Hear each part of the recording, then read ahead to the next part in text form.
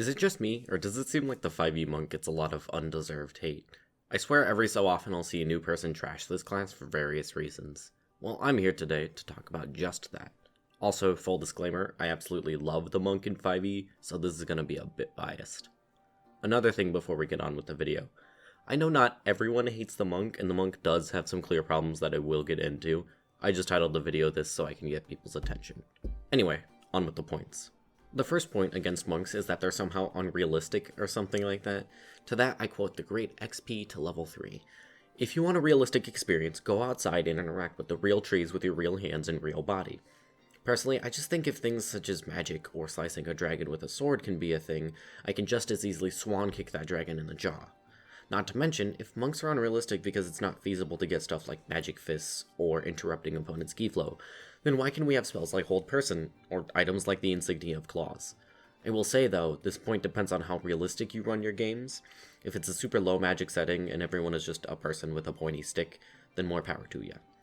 I just don't understand how some people can be cool with magic, yet think the monk is unrealistic. Not everyone thinks this way though, some think the monk isn't a good fit for other reasons, which brings me to my second point.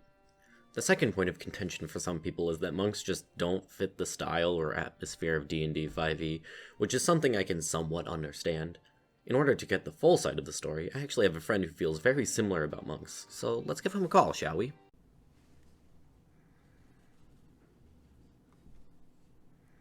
Uh-oh. Hello? Hey, so why don't you like monks again? They're kind of silly. Uh-oh.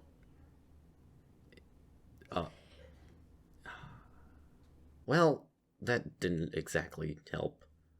Regardless, I think this issue stems from a lot of different places, honestly. Some people think about traditional real-world monks that worship different gods, or that a fighter with unarmed fighting would fit better thematically, which are fair points. But I think monk fills a pretty good niche in 5e about this person who studies and trains their body, which in turn causes them to do a lot of cool things, like having magical fists. Not to mention, most of the subclasses for monk are really good on the flavor side, with most of them drawing from pop culture. Unfortunately, not all of them are as strong as you might hope, which leads me to my next point. The third and final point is that some people believe the monk is fairly weak when it comes to its mechanics, which is also a perfectly valid point. If you just read the features, they can seem pretty weak. I mean, a d4 for starting damage, a d8 for hit die, very poor resource management if you want to go full DPR, and all of this in a martial class. These are some legitimate points, but I think the main concept people miss in monk is that it's not meant for damage or tanking. It is entirely a utility martial class. If you want another example of a utility martial class, just look at Barbarian. It is not meant to deal damage. It is entirely focused around taking damage, and maybe hitting a few things. Contrast it with Monk. Monks aren't meant to stay directly in the fray of combat for too long. They're built to run in, maybe stun some enemies, and then leave with their incredible movement speed. That is the power of the monk, to shut down enemies and control the battlefield. That's not to say it's perfect, which leads me to the last topic. I know I've been heaping praise onto the monk, but why don't we talk about its flaws?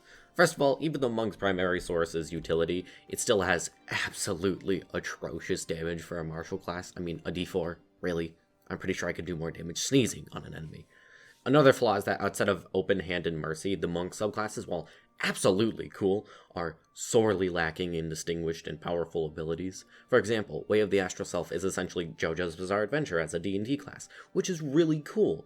But if you look at its mechanics, it's really disappointing. I mean, cool, I can use my wisdom as my primary stat and I have stretchy ghost arms. But what about Open Hand, where I can send a goblin flying into a wall, or how I can trip my enemies and give the fighter advantage, or how I can straight up just say no to an enemy's reactions? You can see how some people don't like the monk, because there's so few really good options, and the rest just feel like you're nerfing yourself for flavor, which is not something everyone can get into. Enough about how bad the monk can be, why don't we try to improve it a bit?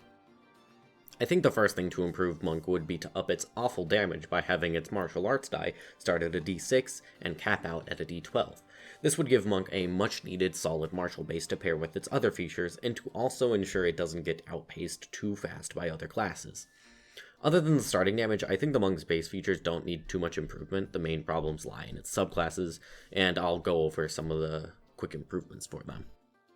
Way of Mercy doesn't need improving. It's really good for flavor and support. Way of the Ascendant Dragon. I have minimal experience with this subclass, so take what I have to say with a grain of salt. By the looks of it, other than the flying and fear effects you get, most of the abilities are hyper-focused on various types of elemental damage, which is not the monk's main gimmick. Why not, instead of changing the damage type of your unarmed strikes, you can instead charm an opponent and make them your ally to go along with Dragon's natural charisma. Way of the Astral Self. This subclass's features are really solid, throwing in mixes of damage and utility. My only gripe with it is that the key consumption seems to be a lot for some of the features, like Visage of the Astral Self costing 2 key points at level 6. I propose Visage costs no key, but it must be summoned when you activate your Arms of the Astral Self. In addition, reduce the cost of Awakened Astral Self to just 4 key points. Way of the Drunken Master. All of the abilities in Drunken Master seem really good. The only change I would make is to the 11th level ability, Drunkard's Luck. I think it should only cost 1 key since it doesn't remove the source of disadvantage, it just disregards it for a singular roll. Way of the 4 Elements. I think the flavor of this is great, but it is unfortunately limited in the amount of disciplines you're able to take. I think to start, you should get 2 disciplines at 3rd level and the same amount of improvements. Secondly, I think the options of the elemental disciplines are sorely lacking for early levels, with 9 of the 17 options having prerequisites. That's over half your options you can't take until later levels. To improve this, I would add more disciplines and also reduce the cost of a few of them. I mean, 5 points for Stone Skin. That's ridiculous. Way of the Kensei.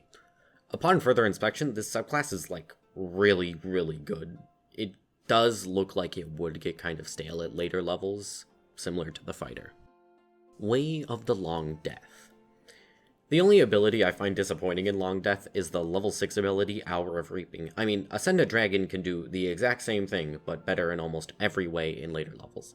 Not to mention, taking an entire action means you also can't Flurry of Blows, meaning you essentially need to take a whole turn to frighten some enemies for a single round.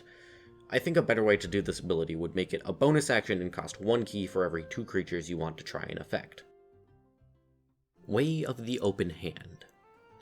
As mentioned before, Open Hand is a fantastic subclass. Just the 3rd level ability alone makes this one of the best subclasses for Monk. Way of Shadow. This is a fantastic subclass. The only thing I would change is being able to see in the darkness you cast, since being completely blind of your own volition is really stupid. Way of the Sun Soul. While I love the flavor for this class, my main gripes are with the 11th level ability. First of all, 2d6 without key as your full action at 11th level is honestly grossly underwhelming, especially considering any spellcaster can match that damage and exceed it with literally 1 spell slot of 3rd level or higher. Searing Sunburst is essentially a worse Radiant Fireball. My proposed solution to this is to have the damage be a static 8d6 and limit the uses to an amount of times equal to your proficiency bonus per long rest. After that, you can then spend 3 key points to use the feature again. The only other change I would make is to the 17th level ability, Sun Shield, and that would be make turning your Aura of Light off to a free action, since it would be really inconsequential. All in all, I believe that the hate of the monk comes from a mixture of confusion, misunderstanding, and a lot of disappointing options. I will say, I do believe more people should try it out. It's a lot more fun than you might realize.